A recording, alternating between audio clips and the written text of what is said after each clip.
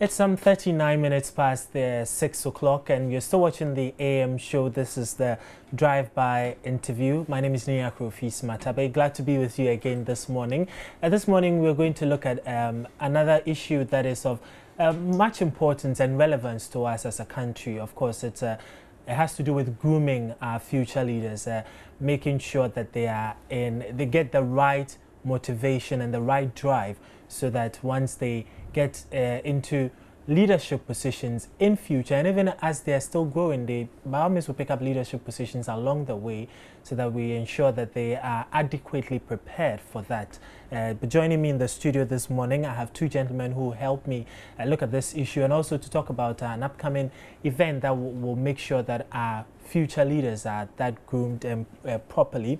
To my immediate left is Fiifi Botchway. He's the Director of Publicity for LifeLink Ghana. Good morning, Fiifi, and thanks for coming. And then next to Fiifi is Emmanuel Opoku, who is the current Secretary General for the Senior High School Model United Nations. Thank you very much, Emmanuel and Fiifi, for joining us this morning. Okay, let me start this way. This week we commemorated International Youth Day. Let me start with you, since you are the incumbent Secretary General. What do you think about leadership, and for that matter, with the youth? How do you think the youth are preparing themselves to take up leadership positions? Say, if you're the Secretary General for the SHSMUN conference, but let's say if you were indeed the Secretary General of the UN, what would you be doing? Thank you very much. Well, first of all, to drive the point more clearly, the past Secretary General Kofi Annan, who spoke at the International Youth Forum recently, emphasized that a nation that does not tap into the leadership skills of its youth does not see the future more clearly than it should. That emphasizes the importance of youth being involved in leadership positions and being groomed properly for leadership positions in future. Of course, basically, the youth is the future of a nation. Exactly. And in time to come, it will be the people we see young today taking up positions and driving affairs tomorrow. And so if I were the Secretary General, I would encourage Model United Nations conferences in countries as much as possible to enhance leadership skills and potentials within the youth. Well said. Fiifi, you have been working with the youth for quite some time now. How do you see them? How do you see their leadership skills so far? Well, thank you very much. I believe that over the past decade, over the past years, we have seen a trend where maybe our youth look up to our current political leaders, and maybe how the leadership examples that they show. And well, for my part, being with LifeLink, I think that we have also put in, by our programs, a way of grooming them to look more in the direction of global thinkers, or to look more to aspire for effective leadership values that is actually going to help them, in their future careers. So, well, it's not been so bad, but are they picking up? Are they learning from what you've been teaching them over the years? Yeah, of course. I mean, we've had people right from junior high school who've been through our programs, and currently in the university, some have leadership roles in the university, and we have even some of our people that went through currently working in very key institutions in this country, and so we think that we are really making the impact to the young people in Ghana. Okay, now let's talk a bit also about the upcoming Senior High School Model United Nations Conference. It's the fourth in the series you're having. How has the past three? What results have you had from the past three that you've held so far? Basically, when we go through these processes where the youth would role play as ambassadors of the UN member states, discussing global issues of concern, we sought to get them to understand how decisions are taken, to have a fair idea the issues that they hear on the airwaves and in the news. And so when they come together to brainstorm on these issues, the end game is that whatever resolution that comes out, or whatever they resolve to recommend, that these are probable solutions that could be taken, what we do is that we put it out there, and then to youth organizations and to other development agencies that pick up a thing or two from them, and we have been building the processes by every year, you know, the theme that we have and the topics and issues that they discuss. So I think that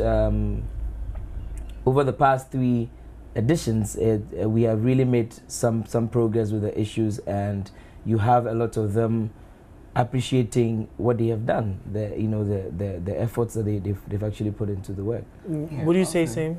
Just to add to it, more importantly, we can boast of current and past SRC presidents of the various public universities who were part of senior high school Model United Nations training and programs before. Okay. We can also say that currently Ghana, you find Ghana on international platforms, as far as Model United Nations are concerned, very well presented, and gradually we see a way forward. We're moving on.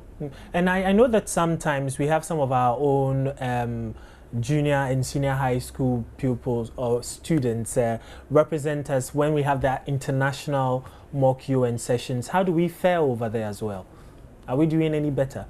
Yeah, I mean, for LifeLink, over the past 4 or 5 years, we have been represented in the UNA USA Global Classrooms program in New York and in DC, and we have been making a lot of impact there, you know, with our delegation that we take there, and you have most of the time taking about 5 to 7 awards, almost every time. In fact, last year, the former president, the late president of blessed memory, met with our delegation in Washington DC after they picked up about 4 or 5 awards, and you know, it was quite commending that apart from the local level here on the international platform, we're making a lot of impact.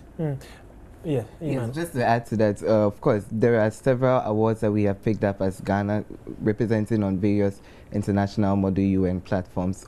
Several honorable mention awards, and this has also improved. This has also, we see improvement on daily basis. And basically, Model United Nations run internationally, and in countries that are more advanced, you find out that some of these children who are involved are so involved that right from an early stage. So to have children coming from the African countries which are not so advanced, or which are less developed than the more developed countries, and to have them represent and actually win awards, that's a big plus to us.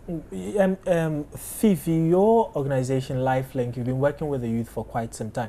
Why the particular focus on the youth and this Model UN conferences?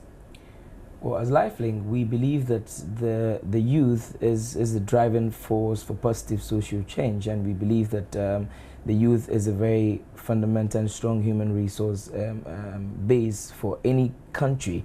And over the past decade, we have run this Model UN program because of the benefits, or what it seeks to give the young people. What we talk of effective leadership skills. We talk of the global mindedness, where you have people growing up not thinking of their local community alone, but they are thinking of the globe and the issues that concerns them. And so we believe that it is ideal to build up the young people to get the kind of leadership that we seek, or we would want to see in our government and in our countries. And so we have been doing that, and we have expanded, you know, this whole Model UN program throughout the, you know, Ghana, reaching out to very remote and rural areas. And you have, for instance, last year we had a pupil from Nyinehini, you know, school, and he performed incredibly well and went up to the international platform and actually chalked an award, you know. So you see that young people given that platform polishes them up. I mean, enhances their skills, and then it puts them on that highway to positive change. You see, then you'd have all these people come up into key leadership roles as tomorrow's leaders, and then we can have better, you know, wealth, you know, probably better living conditions. Emmanuel, what theme are you discussing at this year's conference? And would you be looking at the issue of Egypt, for instance? Of course. This year's theme, we are looking at developing people to develop nations. And of course, as far as Egypt is concerned, people are involved in what is going on in Egypt, and so in as much as possible, we will be tackling that issue. As far as simulation is concerned, this year's conference is simulating the General Assembly of the United Nations. Particularly, we are simulating 2 committees of the General Assembly, which is the third and the second committee.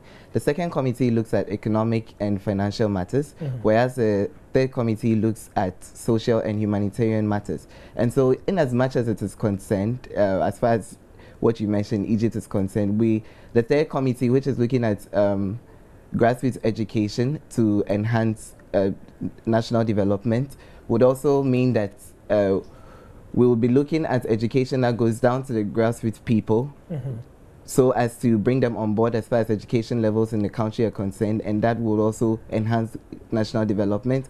The Financial and Economic Committee would also be looking basically at the topic that involves managing revenue from national resources to enhance development in a nation, and that would also factor in developing people and developing nations as well.